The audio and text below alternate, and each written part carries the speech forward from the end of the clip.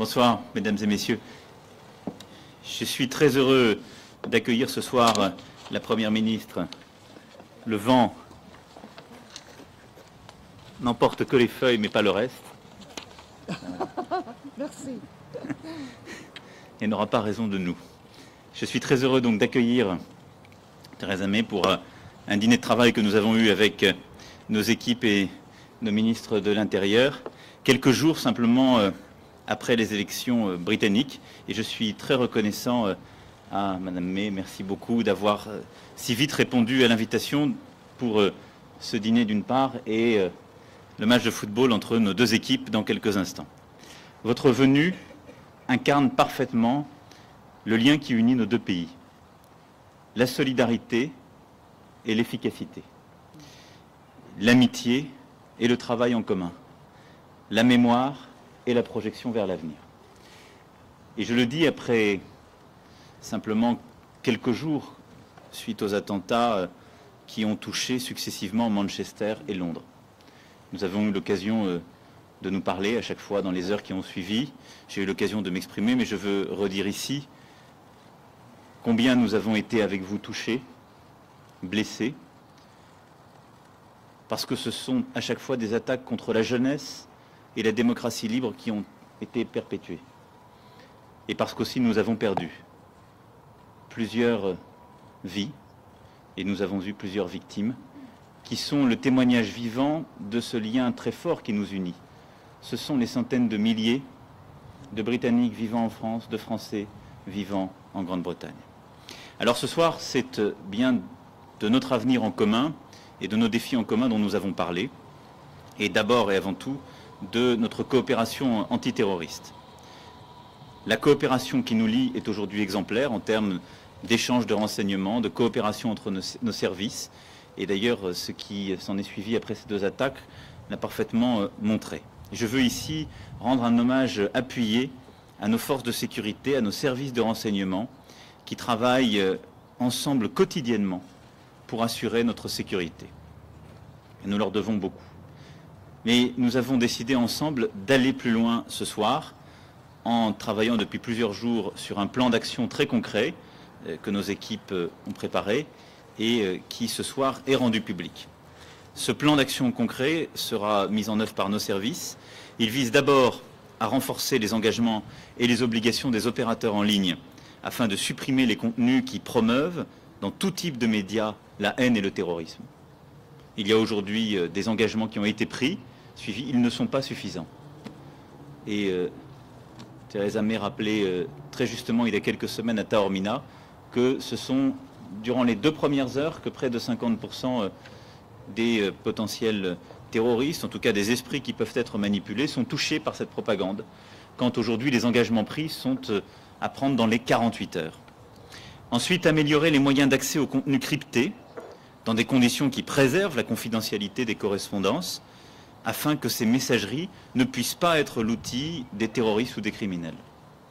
Et enfin, accentuer la coopération internationale avec les États-Unis notamment, pour améliorer l'accès aux preuves numériques dans les enquêtes qui sont menées par nos services de police et de justice, où que soient localisées ces données. Ces éléments extrêmement concrets sont essentiels pour prévenir au maximum certains actes terroristes, en tout cas la propagande terroriste, et pour poursuivre celles et ceux qui sont impliqués dans ces attentats ou ces tentatives d'attentats. Notre souhait est évidemment, au-delà de cet engagement commun, d'atteindre l'ensemble des pays membres du G7. Nos ministres de l'Intérieur auront dans les prochaines semaines une réunion à cet effet, de pouvoir aller encore plus loin avec les États-Unis d'Amérique en particulier, qui se sont exprimés avec beaucoup de force. Le président Trump l'a rappelé à Taormina sur ce sujet, et de pouvoir agir ensemble. Enfin, évidemment, cette initiative est ouverte à tous nos partenaires de l'Union européenne. Je pense en particulier à l'Allemagne, qui a constamment montré sa volonté d'œuvrer de manière extrêmement rapprochée avec nous sur ces sujets.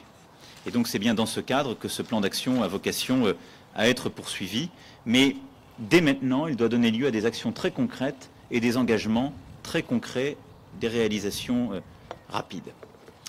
Ce défi, la lutte contre le terrorisme, est majeur. mais il ne doit pas écarter les autres défis qui sont les nôtres. Aussi avons-nous échangé sur nos coopérations en matière d'économie, en matière migratoire, comme en matière de défense, agenda sur lequel nous continuerons de travailler ensemble activement, avec d'ici la fin de l'année un nouveau sommet en matière de défense qui se tiendra en Grande-Bretagne. Enfin, la négociation sur le Brexit continue, je laisserai Theresa May en parler, mais avec pour ma part une méthode claire. Je souhaite que la négociation sur la sortie de l'Union, puis sur les relations futures avec le Royaume-Uni, démarre le plus rapidement possible et soit menée de manière coordonnée par la Commission européenne. Voilà ce que je pouvais vous dire. Au-delà de tous ces sujets, nous avons évidemment enfin rappelé notre volonté de mener ensemble des combats d'avenir. La révolution numérique, la défense de nos valeurs, en particulier la liberté dans le monde, et enfin la lutte contre le changement climatique, où constamment nos deux pays se sont trouvés côte à côte. Je remercie donc à nouveau Theresa May d'être là si vite après les élections dans son pays, et je me réjouis de ces différents sujets sur lesquels nous avons beaucoup à faire ensemble. Dans quelques instants, nos équipes joueront ensemble dans un sport malheureusement où il faut quand même que quelqu'un gagne. Et donc peut-être aurons-nous à ce moment-là quelques légers désaccords, mais nous n'en montrerons rien car ils sont très mineurs par rapport à tout le reste. Theresa. Thank you very much, Emmanuel. And as you have said, the United Kingdom and France work side by side together in so many different areas. And that ranges from our bilateral trading relationship worth £69 billion to our tourist industries, where British and French people are intrinsically linked, forming the single largest groups of visitors to each other's countries. But nowhere is our cooperation closer than in the area of defence and security, with British and French fighter pilots flying alongside one another and in each other's planes over Syria and Iraq to strike Daesh at its heart. All our troops deployed together in Estonia to provide reassurance to our eastern allies in the face of Russian aggression. Just this month, cooperation between our two countries has led to the seizure of £65 million worth of drugs in the Indian Ocean, with UK and French naval officers working together on HMS Monmouth to intercept an illegal haul. And this is our close and deep relationship in action. As you've said, our discussions today have focused on the greatest security challenge our two countries face, tackling terrorism and rooting out the extremism that fuels it. Both our countries have, sadly, experienced the horrors of terrorism all too recently. I offer our heartfelt condolences to the families and friends of the 3 innocent French victims killed in the terrible attack in London last week. It shows so painfully how these attacks are not attacks on one place, but on us all. And a British man, Nick Alexander, of course, also tragically died in the Bataclan attack in Paris in November 2015. And I know you stand with us against this evil. And tonight, as you've just heard, President Macron and I will join the England and French football teams and the fans at the Stade de France to honour the victims of the London Bridge attack. In the wake of the November 2015 Paris attacks, the England and French teams paid tribute at Wembley Stadium to all those who lost their lives. And our visit to the Stade de France tonight will be a similar show of solidarity against terrorism and extremism. The counter-terrorism cooperation between our intelligence agencies is already strong, but President Macron and I agree that more should be done to tackle the terrorist threat online. As I've said before, in the UK we are already working with social media companies to halt the spread of extremist material and poisonous propaganda that is warping young minds. But we know they need to do more. And today we can announce that the UK and France will work together to encourage corporations to do more and abide by their social responsibility to step up their efforts to remove harmful content from their networks. We're launching a joint UK-French campaign to ensure that the Internet cannot be used as a safe space for terrorists and criminals, and that it cannot be used to host the radicalising material that leads to so much harm. We will lead joint work with the tech companies on this vital agenda, including working with them to develop tools to identify and remove harmful material automatically. We will press them to urgently establish the industry-led forum we agreed at the G7 summit last month to develop shared technical and policy solutions to tackle terrorist content on the Internet. Crucially, our campaign will also include exploring creating a legal liability for tech companies if they fail to take the necessary action to remove unacceptable content. The Home Secretary and the French Interior Minister will meet in the coming days to drive forward this important work, and we are united in our total condemnation of terrorism and our commitment to stamp out this evil. Finally, on Brexit, we have been very clear that we want to maintain a close relationship and a close partnership with the EU and individual member states into the future, including in the areas we've discussed this evening. And I confirmed to President Macron that the timetable for the Brexit negotiation remains on course and will begin next week. So thank you, Emmanuel, for our very constructive discussions this evening. Emmanuel, pour ces discussions extrêmement constructives ce soir. Merci. Michel Rose de Reuters. Monsieur le Président, Madame la Première ministre, vous aviez dit, Monsieur le Président, lors de votre visite à Downing Street en février, une sortie est une sortie. Est-ce que vous pensez que cette sortie aujourd'hui sera plus douce? Est-ce que les résultats des élections en Grande-Bretagne signifient un soft Brexit plutôt qu'un hard Brexit? Merci. Je pense que la Première ministre May peut peut-être davantage que moi répondre en détail à cette question. Je vais vous dire quelle est ma position, en tout cas pour ce qui me concerne. La première, c'est que le souhait de la France, c'est que les négociations commencent le plus rapidement possible. La deuxième, c'est que ces négociations soient conduites par l'Union européenne de manière coordonnée et donc pas État par État.